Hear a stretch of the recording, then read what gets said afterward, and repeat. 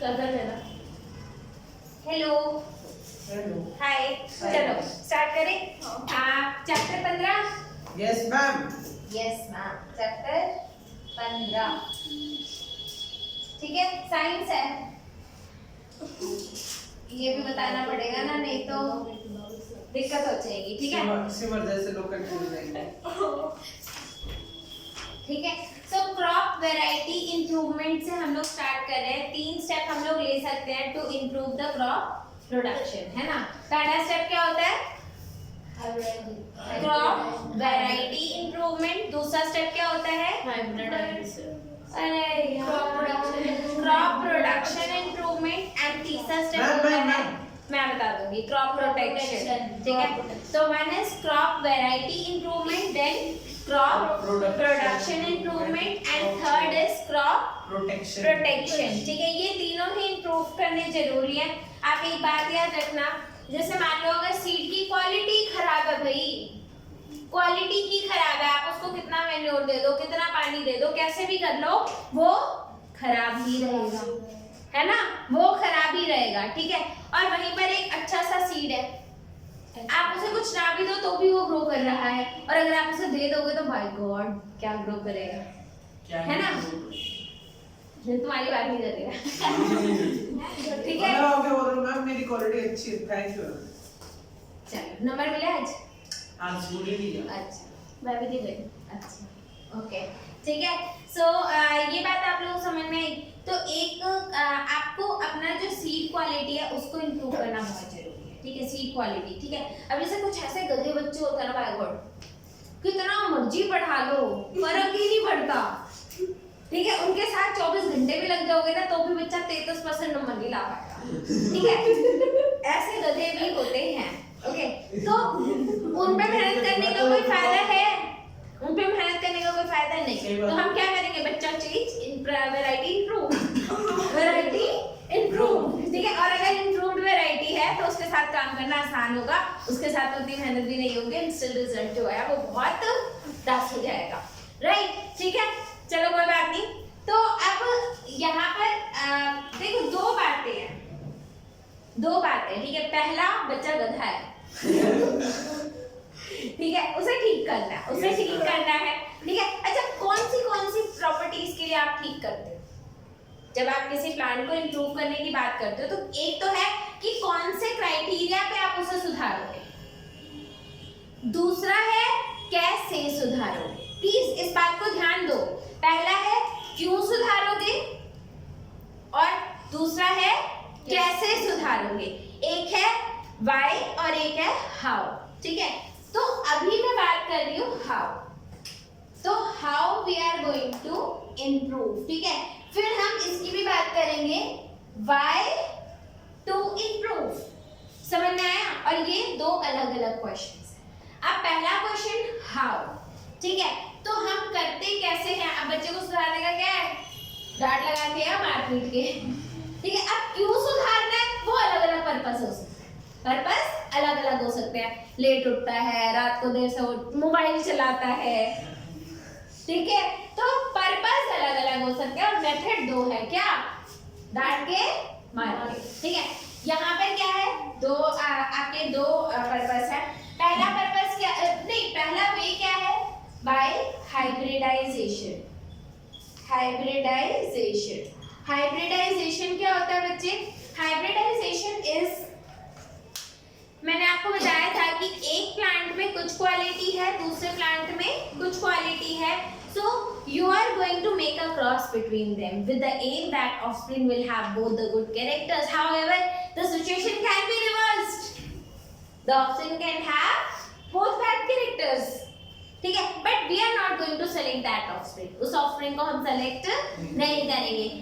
This can be possible in case of plants. Plants में it is possible. Why? Because in one cross we are going to get so many offsprings. So it is possible to select them. Right, तो आप उनको select करोगे जिसमें दोनों ही desirable traits हैं। ठीक है, जैसे मैंने आपको बताया एक आपका पेड़ है जो आपके मैंगोज अच्छे देता है लेकिन बीमार जल्दी पड़ जाता है। ठीक है, क्या करता है, मैंगोज अच्छे हैं उसके, ठीक है, तो अगर मैं बात करूं उसके मैंगोज कैसे हैं, mangoes are good a plant में, बट उसका इम्यून सिस्टम कैसा है? Very bad. कुछ हुआ नहीं, ठंड लगेगी, ठंड लग जाएगी, पेड़ को ठंड लग जाएगी। पेड़ को ठंड लगती है, यस, उसे विंटर स्ट्रेस बोलते हैं। क्या बोलते हैं? Cold stress. ठीक है, पेड़ को भी ठंड लगती है। ठीक है, तो उसको उसके मैंगोज अच्छे हैं बट इम्यून सिस्टम बुरा है, कोई भी बैक्टीरिया उसको इन्फेक्ट कर देता है या कोई डिसीज हो जाती है, राइट। बी आपका है mangoes are bad but immune system is good नहीं गुड। ठीक है, ठीक है, आई बात सुन रही। अब आप कैसा ऑफस्प्रिंग चाहते हो? आप कैसा ऑफस्प्रिंग चाहते हो? जिसके अंदर दोनों के ही मैंगो कैसा हो? अच्छा, इम्यून भी अच्छा, गुड, एंड इम्यून सिस्टम कैसा हो? वो भी गुड हो। ये बात समझ में आई? तो आप ऐसा ऑफस्प्रिंग चाहते हो, इसके लिए क्या करना पड़ेगा? ए और बी का क्रॉस कराना पड़ेगा। आपको पता है मैंगोज की इतनी सारी वैरायटीज होती हैं। मैंगोज की कितनी वैरायटीज होती हैं? बहुत सारी। ठीक है, कितनी सारी। आप आम खरीदने जाओ भी आपको वैरायटीज ऑफ मैंगोज मिलती है। यस, लंगड़ा, दशहरा, यस मैम, ठीक है, ये बात समझ में आई? तो आपको ये समझ में आ गया। अब हाइब्रिडाइजेशन का, अब देखो हाइब्रिडाइजेशन के लिए एक चीज रिक्वायर्ड है, और वो क्या चीज रिक्वायर्ड है?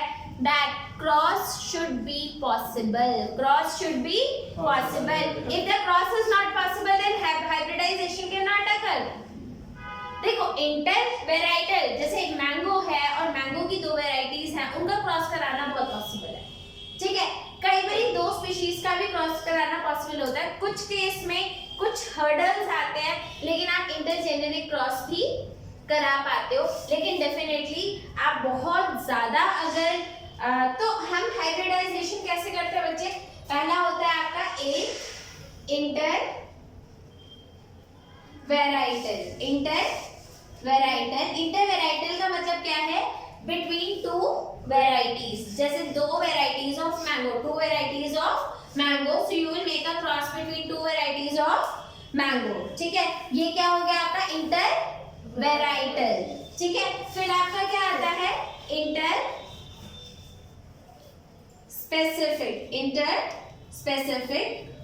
स्पेसिफिक का मतलब होता है बिटवीन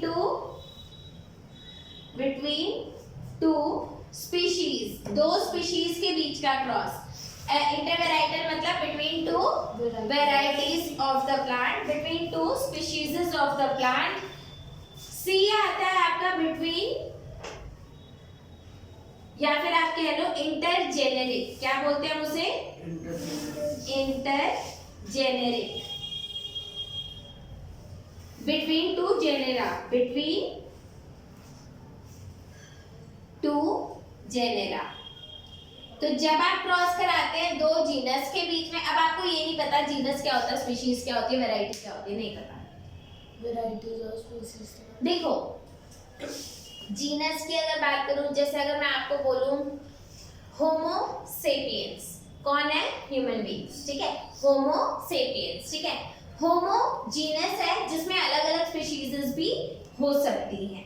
ठीक है, तो होमो जीनस में और भी स्पीशीज हो सकती हैं, लेकिन होमो में सिर्फ एक ही स्पीशीज एग्जिस्ट करती है, वो मैं बताऊं सेपियंस। होमो के साथ और कोई एग्जिस्ट नहीं करता। ठीक है, लेकिन अलग अलग उसमें एग्जिस्ट कर सकते हैं। जैसे अगर हम बात करें ओके, अगर आप देखोगे Solanum tuberosum, Solanum tuberosum is your potato. ठीक है, मैं वही सोच रही थी कि मैं गलत ये गलत, फिर मैंने देखा बोथ आर सही। ठीक है, सो और फिर टमाटर, लेबडिज्म ऐसा कुछ था। सोलेनम ट्यूबरोसम इज आलू। ठीक है, ऐसे ही आपका आता है Solanum nigrum, I think it is सरसों। ठीक है, तो सोलेनम ट्यूबरोसम, सोलेनम नाइग्रम, दोनों का जीनस सेम है लेकिन स्पीशीज अलग अलग है। आप इनका क्रॉस करवा सकते हो, ठीक है। तो ऐसे अलग अलग जीनस में अब मैं आपको बहुत सारे एग्जांपल ऐसे नहीं दे पाऊंगी जिन प्लांट्स को आप जानते भी हो, ठीक है, क्योंकि प्लांट्स ऐसा भी होना चाहिए जिसको आप जानते भी हो, ठीक है। और एनिमल्स का अगर मैं एग्जांपल बोलूँ तो होना तो चाहिए वैसे होगा डेफिनेटली। हाँ, वो आपके टाइगर और ये सब जो होते हैं ना, क्या बोलते हैं, टाइगर और व्हाइट टाइगर, ये सब भी जो होते हैं वो एक ही जीनस की 2-3 स्पीशीज होती है, ठीक है। नाम इनका मुझे याद नहीं है अभी, ठीक है। तो आप इनका क्रॉस भी करवा सकते हो। इंटर जीनस क्रॉस अगर नेचुरल किसी अगर मैं बात करूं जिसमें इंटर जेनेरिक क्रॉस होता हो, वो है आपका एक तो डोंकी एंड हॉर्स होता है, म्यूल जो बनता है, ठीक है। But mule is not fertile, तो आगे वो रिप्रोड्यूस नहीं कर पाता है, तो वो तो मर जाता है। But cross is possible. Okay, ये बात समझ में आई। तो क्रॉस अलग अलग लेवल पर पॉसिबल होते हैं, लेकिन हाँ अगर बहुत ज्यादा डाइवर्ज होगा, तो अभी आपको समझ में आया इंटर वेराइटल में बहुत अच्छा एग्जांपल है मैंगो का। इंटर स्पेसिफिक में क्या ही बोलूं मैं आपको, थोड़ी प्रॉब्लम्स आती है, लेकिन फिर भी आप क्रॉस करवा सकते हो। इंटर जेनेरिक बहुत रेयरली होता है, उसमें फिर आपको साइंटिफिक इंटरवेंशन देनी पड़ेगी, क्योंकि आप कई चीजें जो होती हैं वो कंपैटिबल नहीं होती है, ठीक है। लेकिन अगर मेरे को इंसेक्ट का डीएनए डालना हो प्लांट पे, तो 100% किसी भी साइंटिफिक मेथड से भी ये क्रॉस कराया नहीं जा सकता, ठीक है। तो फिर क्या करेंगे, डीएनए निकाल करके, तो हम क्या करते हैं, इंसेक्ट का डीएनए निकाल करके, एक ऐसा बैक्टीरिया है जो प्लांट के अंदर अपना डीएनए डाल देता है, तो हम क्या करते हैं, वो डीएनए अपना बैक्टीरिया को दे देते हैं, बैक्टीरिया डालता है, ठीक है। ऐसा भी बैक्टीरिया एग्जिस्ट करता है, ठीक है। तो उसको हम क्या बोलते हैं, उसको बोलते हैं हम बाय जेनरेटिंग जेनेटिकली मॉडिफाइड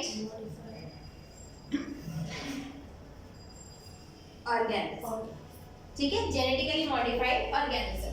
तो I hope I am able to convey how do we improve the variety. कैसे इंप्रूव करते हैं, हाइब्रिडाइजेशन। हाइब्रिडाइजेशन कितने टाइप का होता है, 3 टाइप का होता है, inter varietal, inter specific, inter generic. और एक और में क्या है, by generating genetically modified organism, जिसमें डिजायरेबल जीन जो है वो हम ट्रांसफर करते हैं। लेकिन एक बात बताऊं, जितना सुनने में अच्छा लग रहा है ना, डीएनए काट के वहां पर डीएनए डाल दिया, बोलने में कितना टाइम लगा, नॉट इवन 10 सेकेंड्स भी नहीं लगते बोलने में। बाय गॉड परफॉर्म करने लग जाना, 7 से 8 साल कहीं नहीं गए, यस, ठीक है, 7 से 8 साल। और वर्किंग कंडीशन में लाने के लिए कि आज आपने काम स्टार्ट करा और अब ये मार्केट में है, कम से कम 15 साल कम से कम, क्योंकि फिर आगे गवर्नमेंट के भी लफड़े होते हैं, वो किसी भी चीज को ऐसे अप्रूव नहीं करते, तो इट विल टेक। तो ये जो जेनेटिकली मॉडिफाइड ऑर्गेनिज्म को वर्किंग कंडीशन में लाने वाली बात होती है बच्चे, ये बहुत लेंथी प्रोसेस होता है, 10 to 15 इयर्स, ठीक है। अब हाँ, हालांकि अगर बहुत ज्यादा नेसेसरी हो तो ये काम 1 साल या 1.5 साल में भी किया जा सकता है। For example, it was done for making vaccines for Covid की जो वैक्सीन बनाने के लिए किया गया था, उसमें भी ये सारी टेक्निक्स यूज करी गई थी, और उसमें ये काम 10-15 साल नहीं लगा, उसमें बहुत जल्दी कर दिया गया। क्यों? क्योंकि लोगों की जान वैसे भी जा रही थी, और नहीं यूज करोगे तो 100% जाएगी, ठीक है। तो उस केस में आपको ह्यूमन टेस्टिंग करने को फिर भी मिल गया था। ये बात समझ में आई? नहीं, मैं समझ रही हूँ यार, आप लोगों के लिए समझना भी थोड़ा सा मुश्किल होता होगा, लेकिन मैं क्या करूँ समझना तो पड़ेगा, ठीक है। तो how do we do it, we have discuss. Why do we do it, we have to discuss, ठीक है। अब व्हाई में आपका पहला रीजन क्या आता है, हाँ, हायर यील्ड्स। तो सबसे पहले हमें क्या चाहिए जी, हायर यील्ड।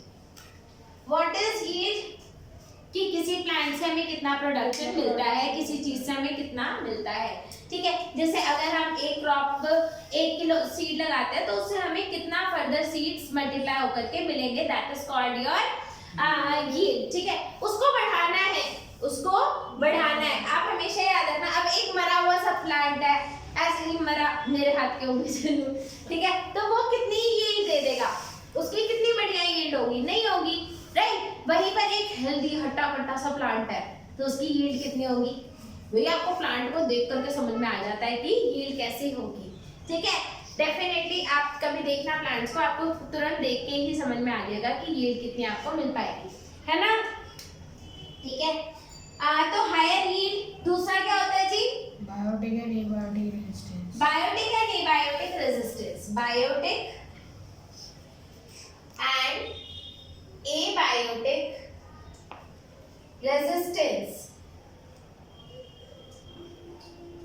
बायोटिक फैक्टर्स कौन से होते हैं जो प्लांट्स की ग्रोथ को अफेक्ट करते हैं, insects, paste, insect, paste, bacteria, virus, fungi, ये सब अगर एक बार फंगल डिसीज लग गया या वायरल डिसीज लग गया या बैक्टीरियल डिसीज लग गया तो प्लांट ऑलमोस्ट मर ही जाएगा। ठीक है, उसके बाद एबायोटिक कौन से फैक्टर्स होते हैं, fertilisers, fertiliser, frost, heat, disasters, temperature, water logging, salinity, drought.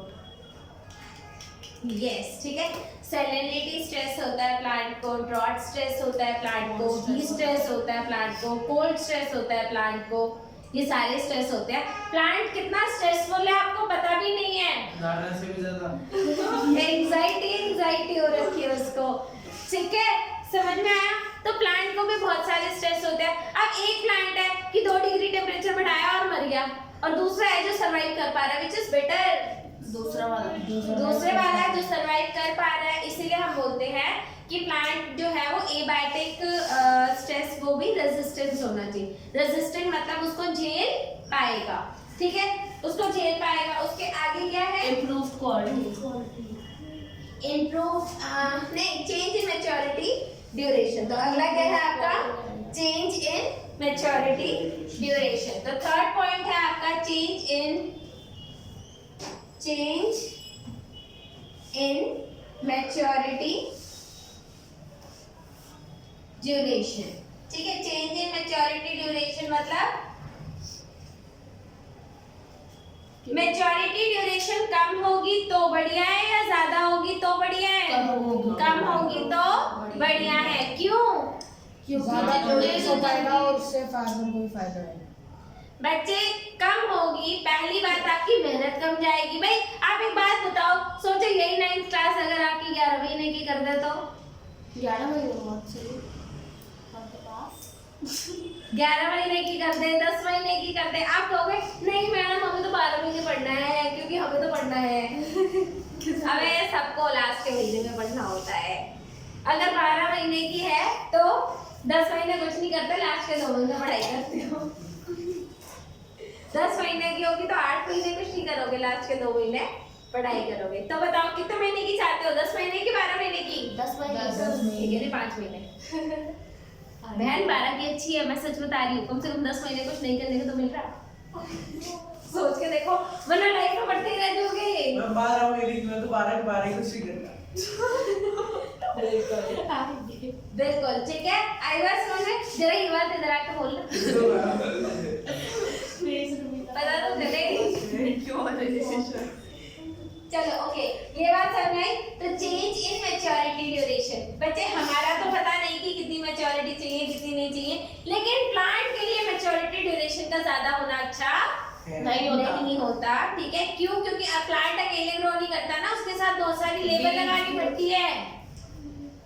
भाई आपको बहुत सारे लोगों को भी तो लगाना पड़ता है। हाँ, सविता समझ में आई बात? तो जितना ज्यादा कम मैच्योरिटी ड्यूरेशन होगा उतना ज्यादा बढ़िया होगा। उसके बाद अगला क्या है आपका, नेक्स्ट है आपका वाइडर एडेप्टेबिलिटी। वाइडर एडेप्टेबिलिटी का मतलब क्या है जी? ज़्यादा अच्छे से अडैप्ट कर पाना। फोर्थ है आपका वाइडर एडेप्टेबिलिटी, मतलब सारी जैसे एनवायरनमेंट कंडीशन वगैरह को अडैप्ट कर पाना और झेल पाना। जैसे राजस्थान में भी ग्रो कर पा रही है, मध्य प्रदेश में भी ग्रो कर पा रही है, असम में भी ग्रो कर पा रही है, हर जगह ग्रो कर पा रही है। तो क्या है, हर जगह को अडाप्ट कर रखा है उसने, ठीक है। तो ऐसी क्रॉप्स बहुत कम होती है, ऐसी क्रॉप्स कम होती हैं, ठीक है, क्योंकि उन्हें एक पर्टिकुलर फोटो पीरियड चाहिए होता है। फोटो पीरियड क्या होता है? लाइट रिसीव करने वाला पीरियड, सनलाइट रिसीव करने वाला पीरियड, सन की लाइट, या duration of sunlight, duration, it is associated with the duration of sunlight. तो समर्स में फोटो पीरियड ज्यादा होता है या विंटर्स में? समर में। कब ज्यादा होता है? समर्स में फोटो पीरियड ज्यादा होता है, ठीक है। तो वाइडर एडेप्टेबिलिटी होना चाहिए। फिर आपका क्या है? इम्प्रूव्ड क्वालिटी, इम्प्रूव्ड क्वालिटी, ठीक है। इम्प्रूव क्वालिटी मतलब जो तरह की क्रॉप है वो उस चीज में अच्छी होनी चाहिए। Oil quality in oil seeds and carbohydrates in cereals, proteins in pulses. बढ़िया है यार, दिव्यांग बड़ा अच्छा दे रहा है। इम्प्रूव्ड क्वालिटी का मतलब होता है कि उसकी क्वालिटी बेटर होनी चाहिए। फॉर एग्जाम्पल, जैसे अगर हम बात करें, अब जैसे गेहूं वगैरह, उनमें बेकिंग क्वालिटी अच्छी होनी चाहिए। चावल की, उसकी जो भी क्वालिटी, एरोमा होता है चावल का। एरोमा पता है क्या होता है? Yes ma'am. क्या? एरोमा, क्या? खुशबू। यस, ठीक है, खुशबू होती है, खुशबू नहीं। कोई बात नहीं। तो वो आप लोग को मालूम है कि चावल में होता है, तो उसके लिए भी उसे इम्प्रूव किया जाता है, उसकी टेक्सचर अच्छा हो, सब कुछ अच्छा हो। आपको पता है, जो दिखेगा बढ़िया वो बिकेगा। बिकेगा बढ़िया, ठीक है। तो दिखना भी अच्छा चाहिए, तभी तो बिकेगा, ठीक है। समझ में आएगा? तभी तो एप्पल पे स्टिकर लगा देते हैं, भाई और महंगा करो, ठीक है, स्टिकर वाले एप्पल खरीदो, क्योंकि उन्होंने स्टिकर लगाने में भी मेहनत करी है। ये बात समझ में? छठा क्या है बच्चे आपका? Desirable agronomic characteristics, desirable agronomic characters.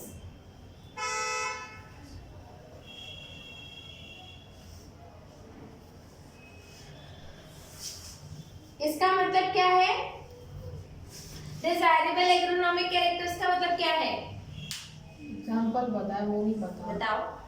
Dwarfness is desired in cereals, while tallness and profuse branching is desired in... बच्चे, जिसका आप लीफ खाते हो तो उसमें लीफ बढ़िया हो, जिसमें आपको ग्रेन्स चाहिए उसकी हाइट बेशक से कम हो लेकिन ग्रेन्स बढ़िया हो, ठीक है। अब जिसमें आपको खाना ही स्टेम है तो उसकी तो स्टेम लंबी होनी चाहिए ना, ठीक है। तो जो भी ट्रेट डिजायरेबल है उसको आप क्या करते हो? एनहांस कर देते हो। आपको पता है, आपको वो तो मालूम ही होगा क्या बोलते हैं, कॉर्न, मैंने बताया था, भुट्टा, ठीक है। भुट्टे के पेरेंट्स को भी चेक करना। पेरेंट्स? हाँ हाँ, आपने बताया था, उसका पेरेंट का नाम है टियोसिंटे। चेक करना, बाय गॉड, उसे देखोगे ना आपको वो भुट्टा कहीं से नहीं लगेगा, ठीक है। और जो आप खाते हो कॉर्न में, वो क्या होता है? कौन होता है वो? बताओ कौन होता है? कौन जो खाते हैं वो कौन होता है? क्या नाम बताया था आपने? टियोसिंटे, ठीक है। तो बच्चे, वो जो आप जो खाते हो वो सीड होते हैं, वो क्या होते हैं? सीड। और आप लोगों ने सुना होगा सीड डिस्पर्सल। सीड डिस्पर्सल का मतलब क्या होता है? सीड्स को तो बिखरना होता है, तो उसमें सीड्स इंटैक्ट कैसे रहते हैं? सीड्स को तो बिखर जाना चाहिए, तो उसमें इंटैक्ट क्यों होते हैं? क्योंकि जो उसमें सीड डिस्पर्सल वाला जीन था वो हमने हटा दिया। क्यों? क्योंकि वो डिजायरेबल नहीं था। अब ऐसा होगा क्या कि आपने 1 किलो भुट्टा खरीदा, फिर आपको दुकानदार कह रहा है जी उस खेत में जाके ढूंढ लो, उधर मिलेंगे आपको सीड, और ढूंढ के खा लो। ऐसा होता है? नहीं, आपको एक कॉर्न पे मिल जाते हैं ना सीड्स, ठीक है। उसमें सीड्स डिस्पर्सल वाला जो जीन था वो हटा दिया। क्या मिल गया? टियोसिंटे। एल्बर्ट आइंस्टाइन की गली का कौन के? मैं आपको दिखाती हूँ। नहीं, डियो नहीं है बच्चे। चलो भाई,